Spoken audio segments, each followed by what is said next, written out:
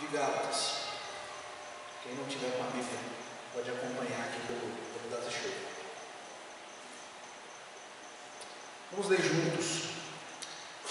Já os que são pela prática da lei estão debaixo de maldição, pois está escrito: maldito todo aquele que não persiste em praticar todas as coisas escritas no livro da lei. É evidente que diante de Deus ninguém é justificado pela lei, pois o justo viverá pela fé. A lei não é baseada na fé, pelo contrário, quem praticar essas coisas, por elas viverá. Cristo nos redimiu da maldição da lei, quando se tornou maldição em nosso lugar. Pois está escrito: maldito todo aquele que for pendurado no madeiro. Isso para que em Cristo Jesus a bênção de Abraão chegasse também aos gentios, para que recebêssemos a promessa do Espírito mediante a fé. Baixe sua cabeça, vamos orar. Senhor Deus, nós estamos aqui, Pai, para ouvir a Tua voz, para aprendermos da Tua palavra e render louvores a Ti. Deus, nós pedimos para que nesse momento Teu Espírito Santo fale aos nossos corações, Deus. Toque profundamente o nosso coração, provoque mudança, Deus, se insere em nós. Que nós possamos experimentar, Senhor, do fruto do Teu Espírito nas nossas vidas, Pai. À medida que nós caminhamos, à medida que nós aprendemos mais de Ti e da Tua palavra. Que isso seja verdade em nós, no nosso caminhar e no nosso viver. Essa é a nossa oração em nome de Jesus. Amém. Nós estamos estudando essa carta e, para quem não tem acompanhado, né, a sequência, essa carta foi escrita por Paulo, né, com uma grande preocupação. Paulo estava muito preocupado com aquela igreja na Galícia, né, na cidade e em toda a região, porque foi ele mesmo responsável por levar o Evangelho àquelas pessoas. Ele foi pregar o Evangelho, as pessoas se converteram ali, né? Ele instituiu uma liderança e partiu, continuou a sua viagem missionária, instituindo igrejas em outros lugares. E para surpresa dele, ele ouve a notícia de que aquela igreja que ele havia deixado ali estava sofrendo a influência de algumas pessoas, de alguns missionários judeus e judaizantes que chegaram naquela região e começaram a propagar ali no meio um evangelho e algo a mais, né? Nós já estudamos aqui, né, que uma das coisas que eles pregavam é a questão da circuncisão. Eles também pregavam a questão, era importante guardar a lei para ser salvo, para ser justificado. Quando nós falamos de justificação, aqui entenda a salvação também, que era importante guardar não apenas ter a fé em Cristo, que era muito importante guardar o sábado e todo o calendário judeu e assim por diante, toda a lei. Era isso que essas pessoas chegaram na igreja ensinando, com a autoridade de que eles eram judeus, que eles eram um povo santo de Deus e que aquilo ali era necessário para a salvação. E Paulo, sempre muito cuidadoso com as suas igrejas, sempre muito zeloso, envia essa carta àquelas pessoas. No primeiro capítulo nós vemos que, como esses judeus judaizantes estavam querendo minar o ministério de Paulo, ele faz primeiro uma defesa do seu ministério. Quem eu sou? Né?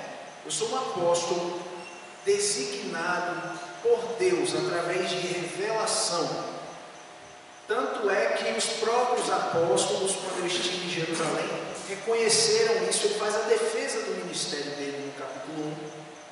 Capítulo 2, inclusive, tem um embate que ele tem com Pedro, ao confrontar Pedro, a respeito de um posicionamento hipócrita, que foi tema da última vez que eu estive aqui na frente, a hipocrisia de Pedro e como Paulo confronta ele.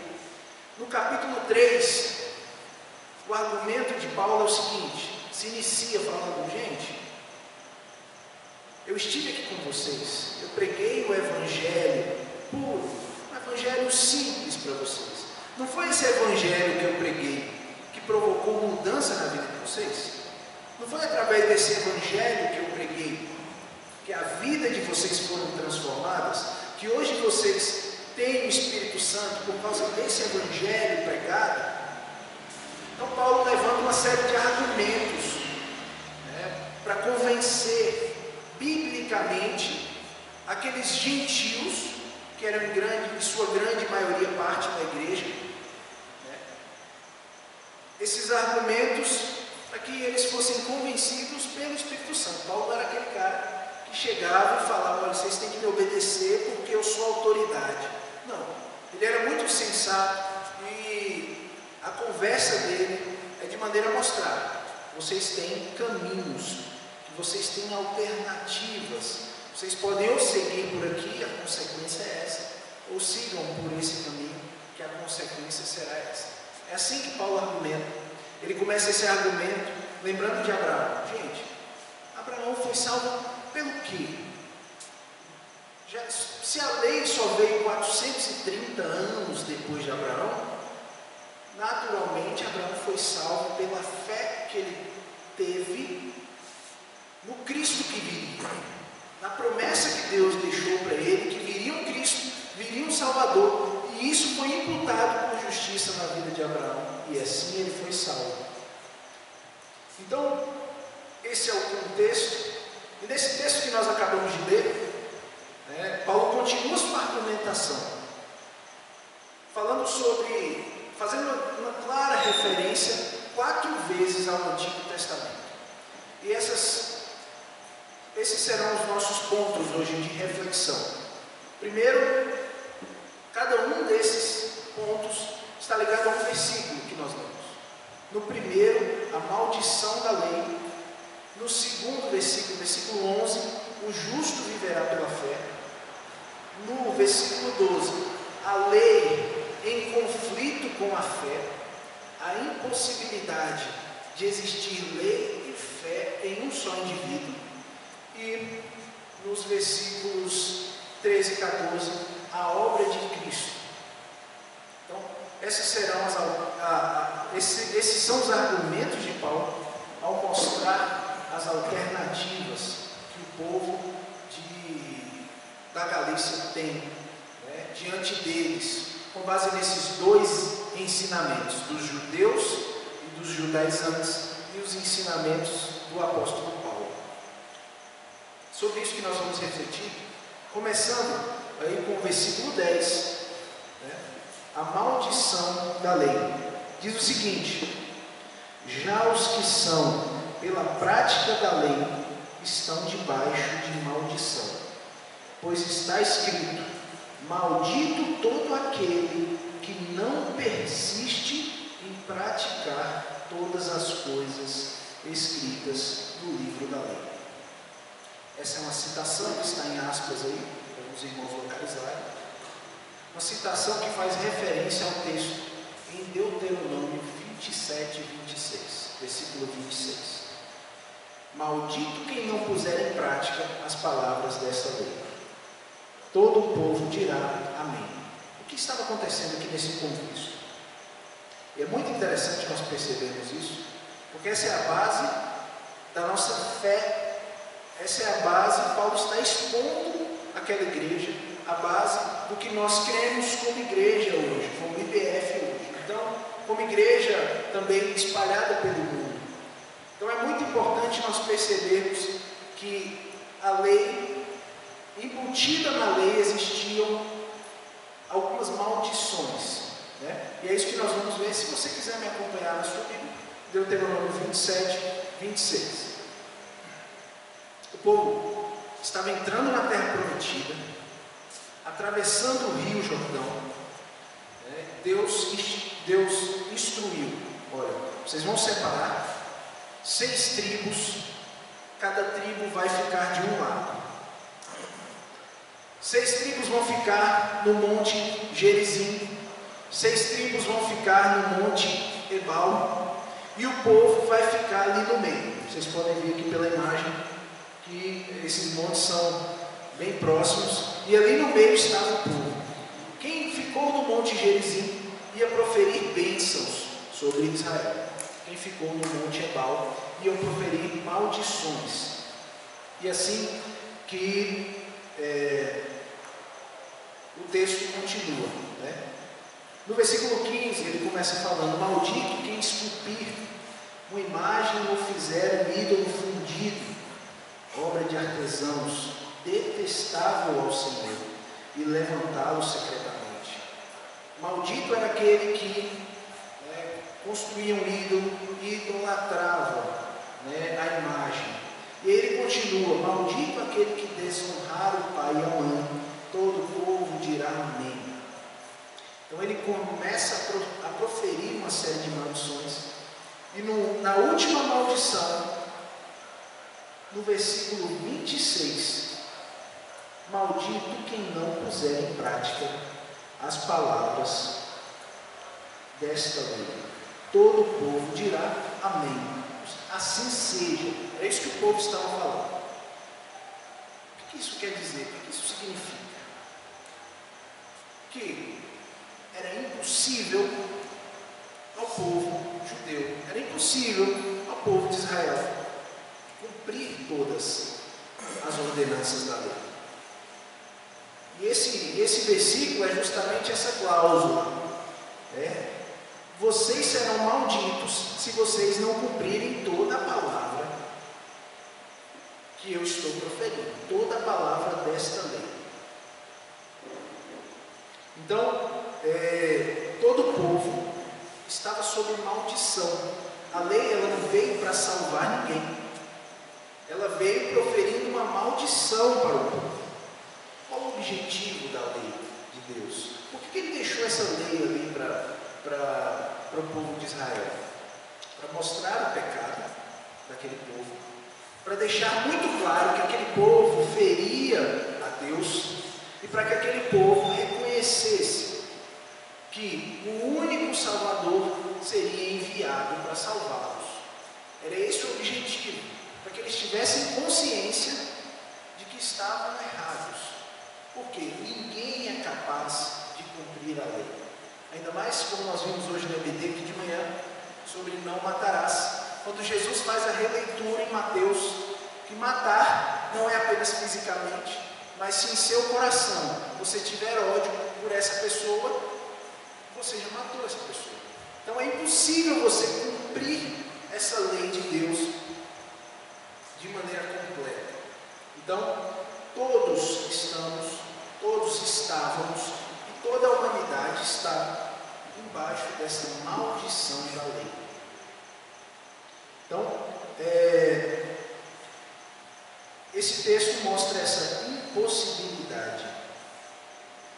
O que é interessante é que, independente da cultura, independente da religião, todos os povos, todas as pessoas procuram se justificar cumprindo algum tipo de código.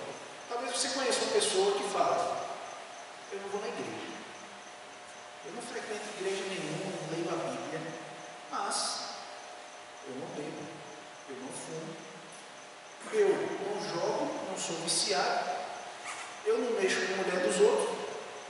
Ou seja, existe uma lei que a pessoa mesmo estabeleceu para si, de que se ela não fizer aquilo que ela não faz, no caso, ela vai ser justificada, ela vai ser salva por Deus.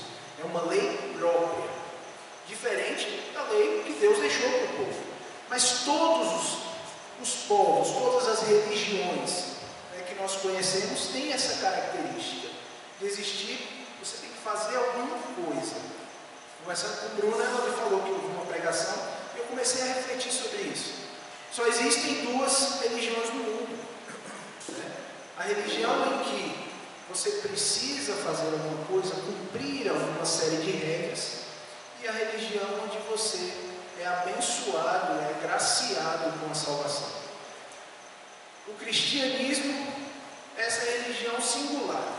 Todas as outras religiões vocês vão ver, nós vamos observar características similares, onde você é necessário cumprir uma agenda, né? Isso é muito interessante nós percebermos. As pessoas, elas constroem as suas próprias leis e pensam que vão se justificar diante de Deus, né? Ninguém pode se justificar por sua bondade, por sua beleza interior. Ninguém pode se justificar, porque a palavra de Deus nos mostra quem somos, nos mostra que por dentro nós estamos mortos, nós não merecemos a misericórdia de Deus, por isso estamos embaixo da maldição da lei.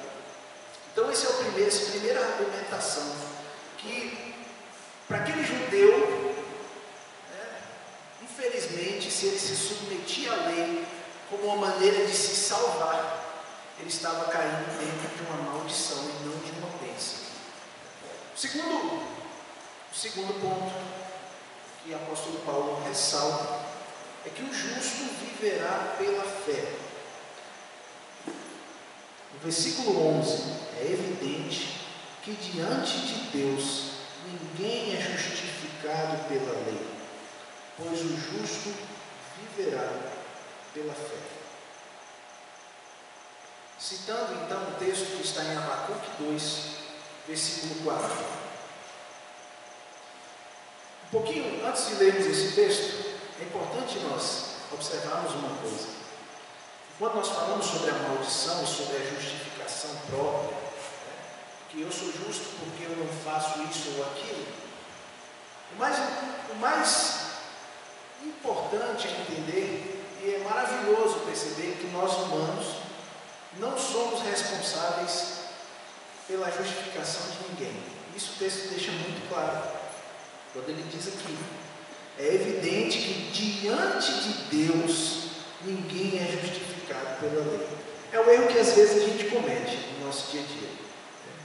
É de ver uma pessoa que tem aquele caráter modelo, aquela pessoa que anda, só falta. Tem gente que fala assim, né? Só falta Deus na vida desse homem, porque já está no caminho aí certinho, né? Existem pessoas assim, e nós não somos capazes de sondar o coração das pessoas, não somos capazes de ver o que essa pessoa faz dentro de casa, o que essa pessoa faz dentro do trabalho, o que ele pensa, o que está dentro do coração dele. Então, a justiça e toda a justificação é Deus que comanda esse setor, né? Esse setor é só com Deus, é só Ele que é capaz de julgar e considerar justo uma pessoa. Então, nós temos que imaginar que um dia estaremos diante de Deus e seremos julgados por Ele, justos ou injustos. Então, vamos ler Abacuque 2, versículo 4.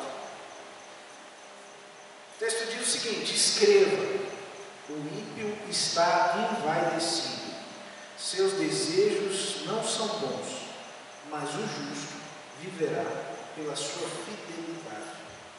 Em outra versão, o justo viverá pela fé. O que estava acontecendo aqui nesse contexto de Abacuque? Abacuque estava questionando Deus: Senhor, por que esse povo está enfrentando o meu povo de Israel e nós estamos sofrendo tanto com essa guerra?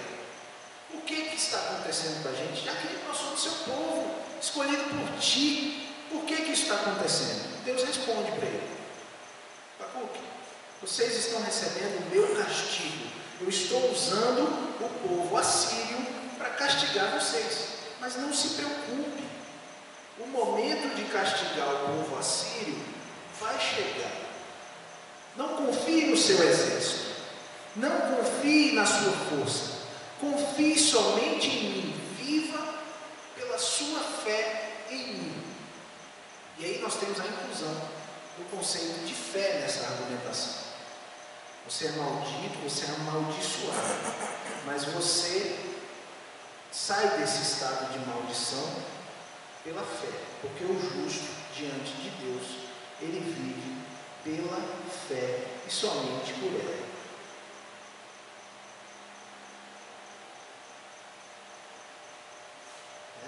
não são pelas circunstâncias da nossa vida que nós devemos nos apoiar. Não são das circunstâncias. Não é no nosso presente, na nossa realidade hoje, mas sim nas promessas de Deus. E é exatamente essa relação com a maldição. Existia uma promessa. E a lei já deixava, já evidenciava que essa promessa seria Cristo. A própria lei ensina que o homem se justifica de Deus pela fé nas promessas de Deus. Você já se perguntou como as pessoas do Antigo Testamento eram salvas? Nós falamos aqui sobre a justificação, falamos aqui sobre a fé que Abraão teve, como ele foi salvo. Não sei se você já se perguntou isso, mas a salvação das pessoas antes de Jesus vir estava ligada ao sacrifício. Eles eram amaldiçoados, e o que fazia com que os pecados fossem perdoados era à medida que esse povo observava, se arrependia desse pecado e sacrificava um animal. E aquele animal sacrificado, aquele sangue que corria, deveria fazer essa pessoa olhar para Cristo, olhar para aquele que vai limpar todos os meus pecados. Então as pessoas eram salvas à medida que faziam o sacrifício para o perdão dos seus pecados e olhavam naquele sacrifício a figura de Jesus. Naquele sangue era o preço que deveria ser derramado pelo pecado. Todo pecado tem o seu preço, e o preço é a morte. Então era assim que as pessoas eram salvas, pela fé naquele que viria. Então nós temos um terceiro argumento, que é a lei em confronto com a fé. Lei nós podemos entender aqui nesse versículo, que é o versículo 12, como o legalismo, certo? A lei não é baseada na fé, pelo contrário, quem praticar essas coisas, por elas viverá. A lei não é baseada na fé, pelo contrário, o texto evidencia que lei e fé são exclusivos, ou seja, eles anulam um ao outro. É impossível você viver pela lei e viver pela fé ao mesmo tempo.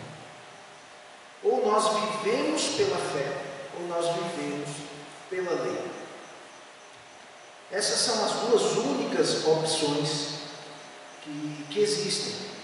Então, nesse texto, ele faz uma referência a Levítico 18:5, que diz o seguinte: obedeçam aos meus decretos e ordenanças, pois o homem que os praticar viverá por eles. Eu sou o Senhor.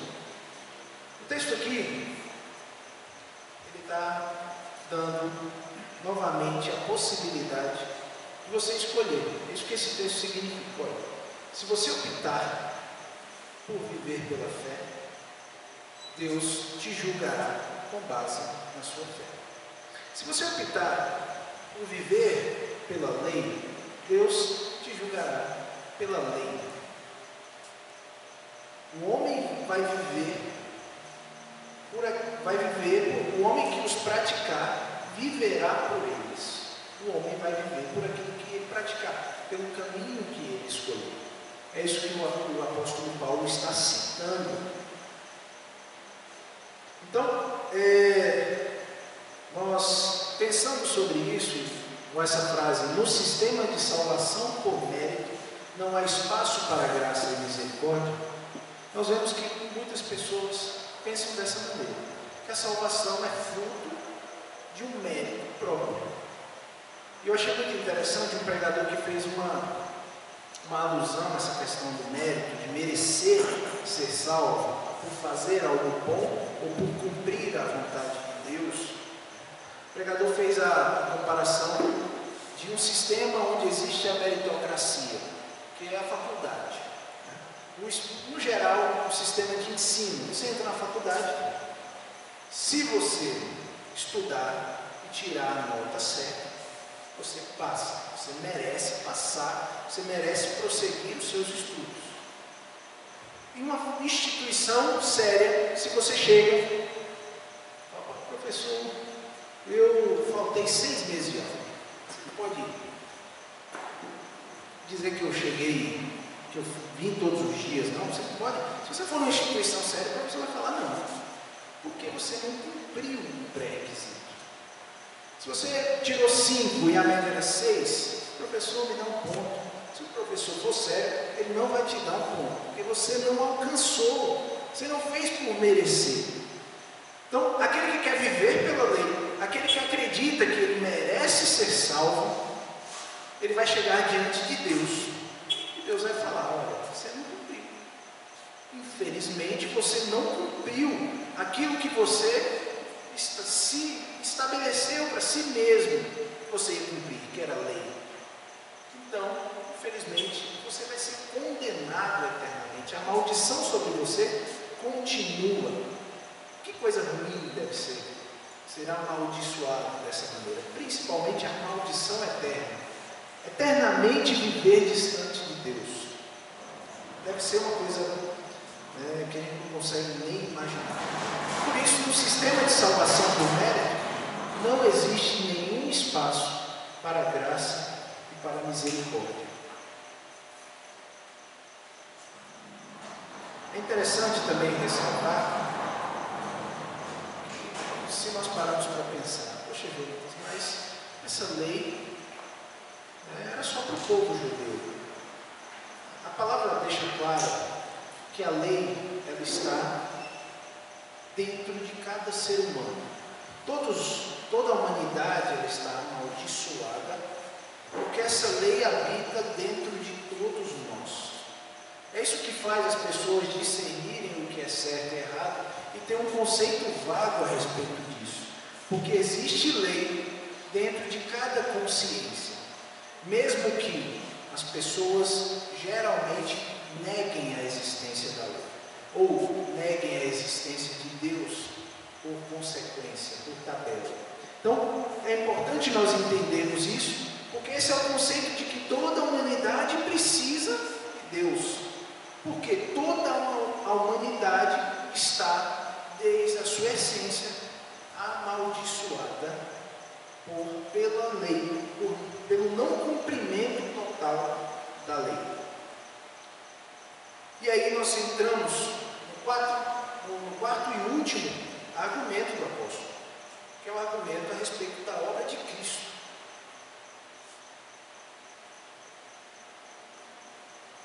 Diz o seguinte, versículos 13 e 14: Cristo nos redimiu da maldição da lei, quando se tornou maldição em nosso lugar. Pois está escrito, maldito todo aquele que for pendurado no madeiro. Isso para que em Cristo Jesus a bênção de Abraão chegasse também aos gentios, para que recebêssemos a promessa do Espírito mediante a fé. E existe aí a citação desse texto em Deuteronômio que está projetado. Se um homem culpado de um crime que mereça a morte for morto e pendurado no madeiro, não deixe o corpo no madeiro durante a noite, enterre-o naquele mesmo dia, porque qualquer que for pendurado no madeiro está debaixo da maldição de Deus. Não contaminem a terra que o Senhor, o seu Deus, lhes dá por herança. Alguns pecados dentro do povo de Israel eram passíveis de pena de morte. E essas pessoas comumente eram apedrejadas dentro ali do povo de Israel. E os líderes pegavam aquele corpo, levantavam essa pessoa, colocavam ele numa viga, numa árvore pendurado, para que o povo visse o que acontece com aquele que não obedece à lei, aquele que não está submetido e que desobedeceu a Deus. E a palavra de Deus fala que essa pessoa que foi pendurada no madeiro, essa pessoa é maldita, é amaldiçoada. Quem foi que foi pendurado no madeiro e nós conhecemos? Jesus. Então essa é a aplicação que Paulo faz. Foi necessário que Jesus, sendo Deus, sem pecado, sem culpa, carregasse naquele momento, pendurado ali no madeiro, a maldição que era minha e que era sua. Esse foi o projeto de salvação de Deus. Isso que Jesus veio fazer na terra. Carregar sobre ele os nossos pecados. Carregar sobre ele a nossa maldição. Então, diante dessa impossibilidade do homem de se salvar, e que a fé era com base naquele que viria, quando Jesus vem, ele cumpre cabalmente o que as Escrituras haviam determinado anteriormente. Ele foi o único capaz de cumprir todas as regras e injustiçado, levado à cruz e amaldiçoado, levou sobre ele toda a maldição. Então, esse foi o papel da obra de remissão, de perdão de Cristo. Quando ele se fez maldito, ele conseguiu conquistar 3 coisas. 3 coisas foram conquistadas que o texto continua, nos revelando aí, no versículo 13 e 14. Primeiro, ele nos resgata, e o resgate aí tem o sentido de você comprar um escravo. Você compra um escravo com a intenção de libertar esse escravo. Então foi esse o resgate. Jesus pagou o preço por cada um de nós. E esse preço foi a vida dele. Foi o sangue dele, foi a dor que ele sofreu. Então ele nos resgata, nos salva mediante um preço, para que a bênção que antes era prometida apenas a Abraão, nos alcançasse. No versículo 14. Versículo 14 diz isso. Isso para que em Cristo Jesus a bênção de Abraão chegasse também aos gentios. Paulo está falando para o pessoal ali na igreja, gente, olha, foi por causa do sacrifício de Jesus que hoje vocês são abençoados com a salvação. Por causa desse sacrifício, por causa da fé nesse sacrifício, que hoje vocês receberam essa mesma bênção que foi prometida a Abraão. Então, esse foi o segundo, isso foi a segunda conquista de Cristo lá na cruz. E a terceira conquista foi para que vocês recebam o Espírito Santo. Agora que a nossa culpa foi paga, nós podemos receber o Espírito Santo. Nós não podíamos receber esse Espírito anteriormente. Nós estávamos sob a maldição do pecado, a maldição da lei. Mas agora, já redimidos, com a nossa culpa paga, nós podemos agora ter acesso ao Espírito Santo. E o Espírito Santo, que ele é o embaixador de todas as promessas de Deus para nós. É o Espírito Santo que promove em nós a santidade. É o Espírito Santo que nos leva ao amor, que nos leva à alegria.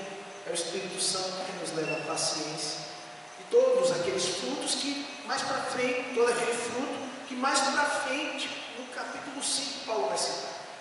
Então, através desse projeto de Deus de salvação, que Deus consegue, Jesus conquista ali na cruz, naquele madeiro, essas 3 coisas em nosso favor, por mim e por você. Então, essas foram as conquistas de Cristo: resgatar, espalhar a bênção para que a bênção chegasse, saísse do meio do povo e enviar-nos o Espírito Santo. existem duas alternativas, mas existe só um caminho.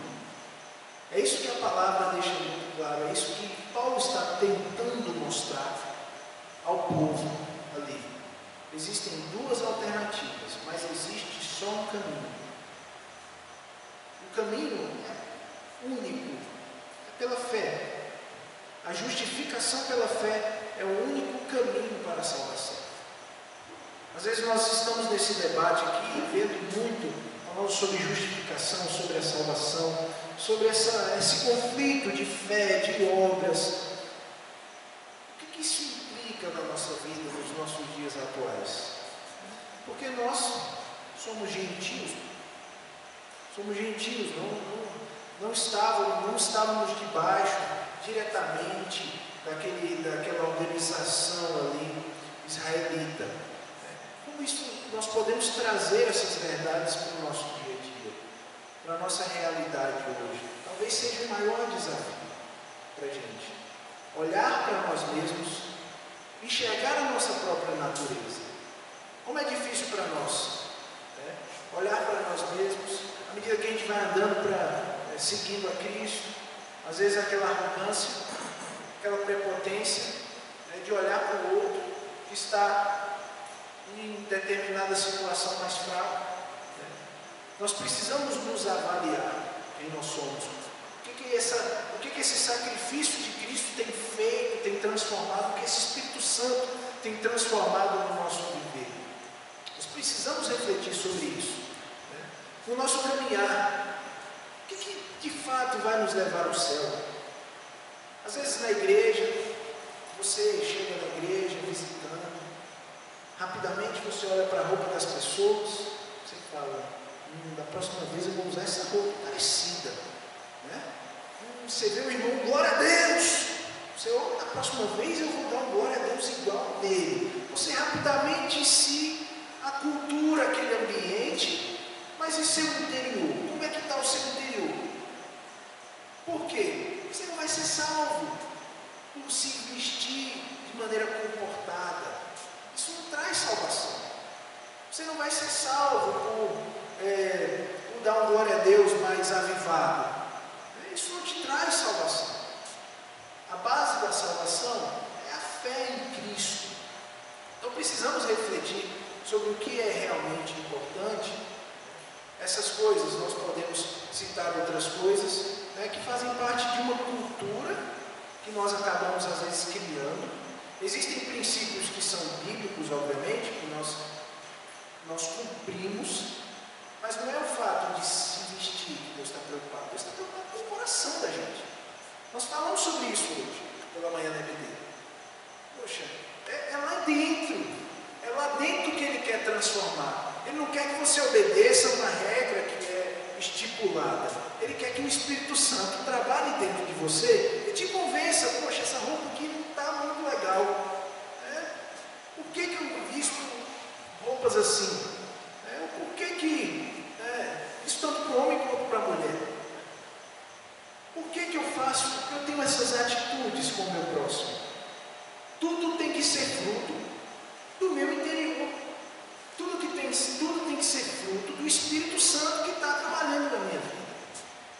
Então essa é a primeira reflexão que nós temos que fazer. Nós temos que olhar para nós mesmos. Às vezes estamos na igreja, estamos olhando demais para o irmão. Como o irmão caminha, como o irmão está, como é que está o pecado do irmão. A gente quer dar conta da vida das pessoas. Não é isso que Deus deixou para a gente fazer. Nós temos muitas coisas dentro de nós que nós precisamos ser libertos disso. Nós precisamos abandonar as coisas. Então, essa é a primeira consequência dessa salvação de Cristo. Olha, vocês são nova criatura. Vocês são uma pessoa nova. Usados e vocês têm que ser transformados por Cristo. Esse é o desejo, é isso que o Espírito Santo quer realizar em nós. Então, essa é a primeira consequência que nós temos que pensar como cristãos. E para aqueles que ainda não conhecem essa verdade, precisam refletir sobre a sua própria salvação. Quais são as suas próprias convicções? Você tem convicção de que vai desfrutar de fato, que desfruta hoje de fato desse caminho, que você está andando no caminho certo? Por quê? Mesmo para aquele que é cristão, às vezes nós estamos aí tropeçando. Às vezes nós nos pegamos tentando fazer uma boa obra para ficar legal na vida, para ficar bonito com Deus, para ser bonzinho. Não é o interesse de Deus. Então, se você que ainda não entendeu ainda, está sendo exposto aqui à palavra de Deus pela primeira vez, como é que está a sua vida? Você tem convicções de que Deus, Jesus, Ele se sacrificou para que essa maldição que existe na humanidade e no seu coração, ela fosse perdoada? Foi para isso que Jesus foi para a cruz. Ele foi para a cruz por causa do meu pecado, por causa do seu pecado, por causa dessa maldição que é de todos nós. Confie nele, tenha fé nele, que ele, somente ele, é capaz de te libertar dessa maldição, dessa maldição eterna, de viver eternamente distante de Deus, de ser jogado no inferno. Esse não é o plano de Deus para as nossas vidas. Esse não é o plano de Deus para a sua vida. Então reflita sobre isso. Poxa, eu estou de fato experimentando desse Espírito Santo. Estou de fato experimentando dessa verdade que Paulo expõe aqui aos Gálatas. Tudo isso que ele fala é para que os Gálatas refletissem, pensassem.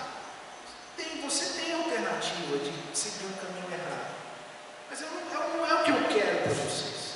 Eu quero que vocês sigam aqui a palavra de Deus e aquilo que Deus deseja. Então, essas são as reflexões que nós temos que fazer. Existe apenas um caminho, muito difundido, que vários caminhos chegam até Deus. Não é bem assim. Não é bem assim. Existe um só caminho. O caminho é Jesus. Então, abaixe a cabeça. Se coloque diante de Deus nesse momento. Só você e Deus. Avalie a sua vida. Avalie o sacrifício que Jesus fez por você e como isso tem transformado o seu viver. Esse é o objetivo da carta. É não voltar para uma vida de escravidão, não voltar para uma vida algemado, preso ao pecado. Existe uma nova vida, existe uma vida de liberdade. Existem duas escolhas. Qual a sua escolha? Qual o caminho que você vai seguir? Senhor, nós estamos aqui, Pai, diante de Ti, nos colocando na Tua presença, Pai, gratos, com o coração grato, porque foi aquele sacrifício de Jesus ali, quando Ele tomou toda a maldição sobre Ele. Foi aquele sacrifício que me salvou, que salvou os meus irmãos que estão aqui essa noite. E a fé nesse sacrifício, Pai, transformou a minha vida, mudou quem eu sou. Hoje eu sou justo diante de Deus por causa daquele sacrifício e tenho uma eternidade que eu vou desfrutar no céu. Muito obrigado, Senhor. Sou grato a Ti, Deus. Que esse sacrifício não possa ser algo pontual na minha vida, que Ele me transforme dia após dia. Que eu seja aprimorado pelo Espírito Santo, que o Senhor desenvolva em mim, Senhor, uma vida conforme o Teu querer e a Tua vontade. Essa é a nossa oração, nós fazemos ela, Pai, confiando em Ti, Senhor, em nome de Jesus, amém. Irmãos, nós temos cantina.